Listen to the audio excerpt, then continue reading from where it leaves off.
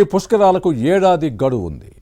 AP కూటమి ప్రభుత్వం రాజమండ్రి దగ్గర పుష్కర ఘాట్ల అభివృద్ధి పనుల్ని ముమ్మరం చేసింది. కానీ అక్కడ చేపట్టిన అఖండ గోదావరి ప్రాజెక్టు నాణ్యత లోపిస్తోందనే ఆరోపణలు వస్తున్నాయి. ప్రతిపక్ష నేతలు మరొకరు అభియోగాలు చేస్తే పట్టించుకోవాల్సిన పని లేదు, రాజకీయాల కోసం చేస్తున్నారని అనుకోవచ్చు. కానీ కూటమి ప్రజాప్రతినిధులే నాణ్యతా లోపాలను వేలెత్తి చూపడాన్ని సీరియస్గా తీసుకోవాలి. ఇంతకీ పుష్కర ఘాట్ ప్రాజెక్ట్ ఏంటి, అక్కడ జరుగుతున్న లోపాలేంటి, డొల్ల పనులతో భక్తులకు ఎక్కట్టు తప్పువన్న టీడీపీ ఎమ్మెల్యేలు గోరంట్ల బుచ్చయ్య చౌదరి, ఆదిరెడ్డి వాసుకు మంత్రి కందుల దుర్గేష్ చెప్పిన సమాధానమేంటి? గోదావరి పుష్కర ఘాట్ పనుల్లో కూటమి నేతల మధ్య భిన్నాభిప్రాయాలపై ఇన్సైడ్ స్టోరీ.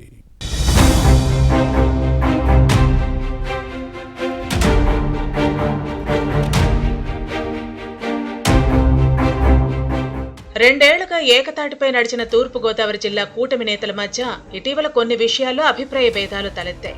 ముఖ్యంగా వచ్చే ఏడాది జరిగే గోదావరి పుష్కరాలకు ఘాట్ల అభివృద్ధి పనులపై పరస్పరం విమర్శించుకోవడం సమస్యలకు కారణమవుతోంది. రాజమండ్రి పుష్కర్ ఘాట్ దగ్గర జరుగుతున్న 100 కోట్ల విలువైన అఖండ గోదావరి ప్రాజెక్టు పనులపై భిన్నాభిప్రాయాలు వ్యక్తమవుతున్నాయి.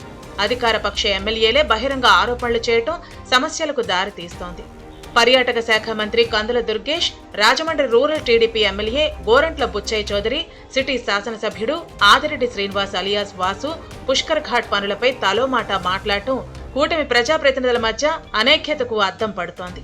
పనులను పరిశీలించి మంత్రి Kandula Durgesh, BJP MP Purandeswari, TDP ఎమ్మెల్యేలు గోరంట్ల బుచ్చయ్య చౌదరి, ఆదిరెడ్డి వాసు అధికారులు కాంట్రాక్టర్తో సమీక్షించలేదు. ఇక్కడ జరుగుతున్న పనుల్లో నాణ్యత లోపిస్తోందనే విమర్శలు వస్తున్నాయి.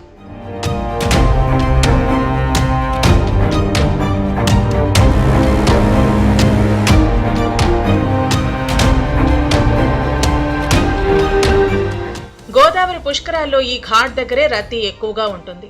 వచ్చే ఏడాది జూన్ 26 నుంచి జూలై 7 వరకు జరిగే కార్యక్రమంలో ఇక్కడే స్నానాలు అధికంగా జరుగుతాయి.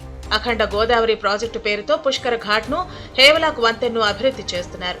కానీ పనుల్లో నాణ్యతా లోపాలను ఎన్డీఏ ఎమ్మెల్యేలు వేలెత్తి చూపుతున్నారంటే ఎంత నాసిరకంగా జరుగుతున్నాయో గమనించవచ్చు. 2015 గోదావరి పుష్కరాలకు ఇక్కడ వేసిన నాణ్యమైన టైల్స్ ను తొలగించి నాణ్యత లేని పలుకులను అమర్చుతున్నారన్న ఆరోపణలు వెల్లువెత్తుతున్నాయి. కాలు వేస్తే జారిపడిపోయే టైల్స్ తో భక్తులకు ఇక్కట్లు తప్పవన్నది స్థానికుల మాట. అనవసరమైన కట్టడాలతో సుందరమైన పుష్కర ఘాట్ ను పాడు చేస్తున్నారనే విమర్శలు వస్తున్నాయి. విశాలమైన ఘాట్ కు ఇరుకుగా మార్చేస్తున్నారని మండిపడేవారు లేకపోలేదు. రాజమండ్రి రూరల్ గోరంట్ల బుచ్చయ్య చౌదరి ఈ మాటలు అనటాన్ని సాధారణ అంశంగా కొట్టిపారేయటానికి వీల్లేదు.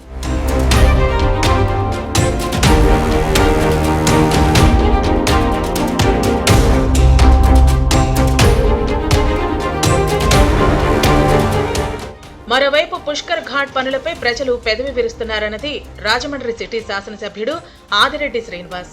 కొన్ని పనులు మంత్రి దుర్గేష్ దృష్టికి వెళ్లటం లేదని, సమీక్షించి లోపాలను చక్కదిద్ది కూటమి ప్రభుత్వానికి చెడ్డ పేరు రాకుండా చూడాలని వాసు వాదన. మరోవైపు పుష్కర్ ఘాట్ అభివృద్ధి పనుల విషయంలో వస్తున్న ఆరోపణలు, విమర్శలపై స్పందించిన మంత్రి దుర్గేష్ అఖండ గోదావరి ప్రాజెక్టు రాజమండ్రి పథకం కానే కాదని చెప్పటాన్ని గమనించాలి. ఇది పుష్కరాల ప్రాజెక్టు కాదని కేవలం పర్యాటక పథకమన్న విషయాన్ని చెప్పుకొచ్చారు. వారణాసి గంగానది ఘాట్లకు ఉపయోగించిన స్టోన్ ను ఇక్కడ వాడుతున్నామన్న మాట వినిపించారు. స్టోన్ ఏదైనా తడికి జారిపోతుందని, అలా జరగకుండా చిప్పింగ్ అంటే గంట్లు పెట్టే ఏర్పాటు జరుగుతున్నాయని ప్రకటించారు. స్థానిక ఎంపీ ఎమ్మెల్యేలతో సమీక్షించి లోపాలను సరిదిద్దుతామని ముక్తాయింపు ఇచ్చారు మంత్రి దుర్గేష్.